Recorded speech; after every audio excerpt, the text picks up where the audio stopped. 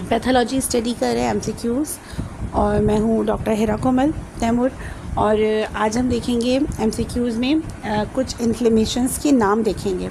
Inflammation of kidney called nephritis. Nephritis क्यों लिखना है? क्योंकि किडनी की जो बेसिक यूनिट है ना, उसको कहते हैं नेफ्रॉन, तो नेफ्रॉन से निकला नेफ्राइटिस। अच्छा, एक पते की बात मैं आपको बताती हूँ, एक दो पॉइंट्स के बाद।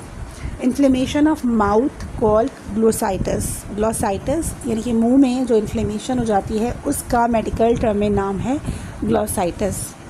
नेक्स्ट है inflammation of gums called gingivitis. देखिए, मुंह की और मसूड़ों की इन्फ्लेमेशन का अलग अलग नाम है।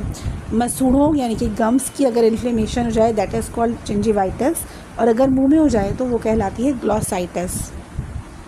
इन्फ्लेमेशन ऑफ लिवर यानी कि जिगर में अगर इन्फ्लेमेशन हो जाए उसको हेपेटाइटिस कहते हैं। और inflammation of intestine called enteritis. Simple से नाम है। देखिए, जहाँ पे भी TIS का वर्ड आएगा ना, तो आप समझ जाएगा किसी चीज़ की इन्फ्लेमेशन की बात हो रही है। यानी मेडिकल में एक कोड वर्ड दे दिया गया है, अगर बॉडी पार्ट में कहीं पे भी इन्फ्लेमेशन होगी तो उसको टिस करके TIS ये करके लिखा जाएगा, और अकॉर्डिंग टू देयर लोकेशन और एनेटमी, अगर जहाँ की भी है उसके नाम के साथ उसका नाम जोड़ दिया जाएगा। जैसे गुर्दों की है, किडनीज़ की है, तो किडनी की बेसिक यूनिट क्या है? नेफ्रॉन है, तो नेफ्रॉन से निकला नेफ्रा और टिस लगा दिया आगे नेफ्राइटिस। तो इस तरह से आप समझ सकते हैं। अच्छा, इन्फ्लेमेशन ऑफ नोज़, जैसे नाक में सूजन हो जाए उसको कहते हैं रिहिनाइटिस। H इसमें साइलेंट है तो राइनाइटिस कहते हैं, rhinitis.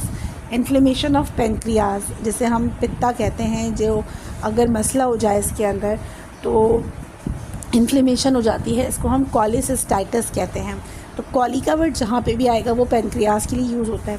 Inflammation of membrane of diaphragm called peritonitis. अच्छा, देखिए, पेरिटोनाइटिस तो एक लाइफ थ्रेटनिंग बीमारी है।